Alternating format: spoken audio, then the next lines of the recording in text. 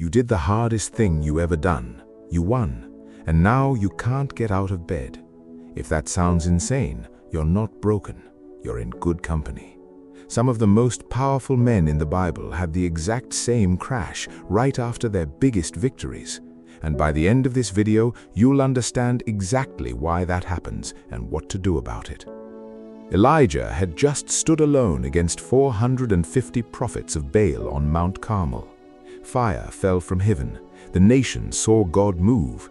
It was, by any measure, the greatest day of his career. Then one woman, Queen Jezebel, sends a single threat, and Elijah runs for his life into the wilderness, sits under a broom tree, and asks God to let him die. Not after a defeat, after a triumph. And Elijah isn't alone in this pattern. David killed Goliath in front of an entire army, the greatest victory of his young life, and within months he was fleeing for his life from King Saul, hiding in caves, writing psalms that sound like a man falling apart. Moses led Israel through the parted Red Sea, watched an entire army's army drown behind him, the most dramatic rescue in the Old Testament. And just days later, he's listening to the same people he saved complain that they'd rather go back to slavery. Victory, then collapse. Again and again, Scripture shows us this exact sequence.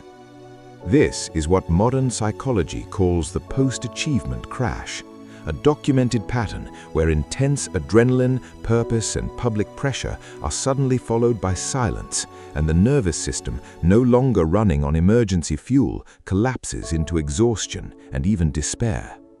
Think about it this way.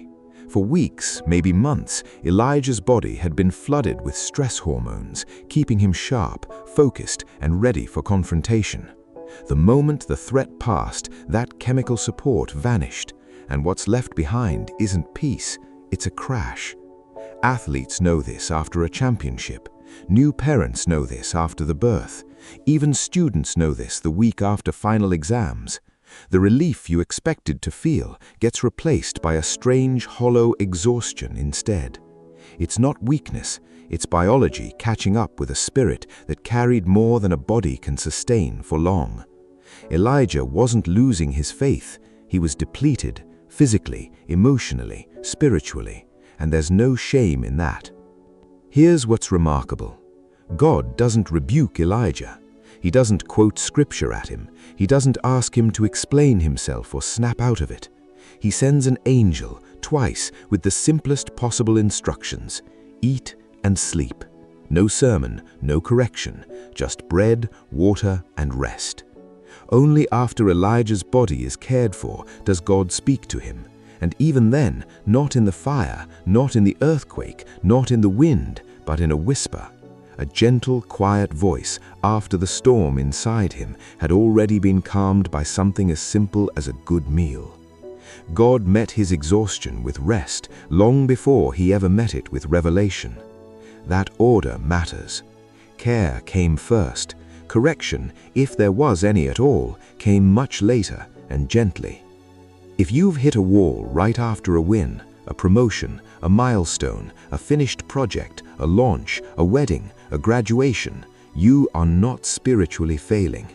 You may simply need what Elijah needed: food, rest, and permission to stop performing for a moment.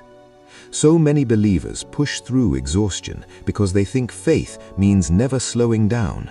But even the prophet who called down fire from heaven needed a nap before he needed a revelation. Give yourself the same grace God gave him. Eat something, sleep, step away from the pressure to always be strong, always be moving, always be producing the next victory. Rest isn't the opposite of faith. Sometimes it's the very first step of it. If this is where you are right now, you don't have to earn your way back to strength. You don't have to explain your exhaustion to anyone, and you don't have to feel guilty for needing to stop. Rest first. Everything else can wait one more day. Subscribe for more stories where Scripture meets real human psychology. Because whatever you're carrying right now, someone in these pages has already carried it, broken down under it, and been met by God in the middle of the collapse.